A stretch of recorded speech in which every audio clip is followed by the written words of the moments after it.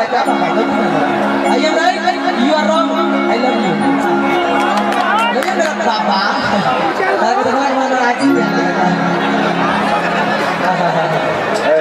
जब एक लड़का को किसी पे इतना मोहब्बत कर लिया भैया लड़कियां छोड़ के चल जाओ तो दिल में दर्द हुई क्या बहुत सोचने की एक छोटा सा भाव है बस चचा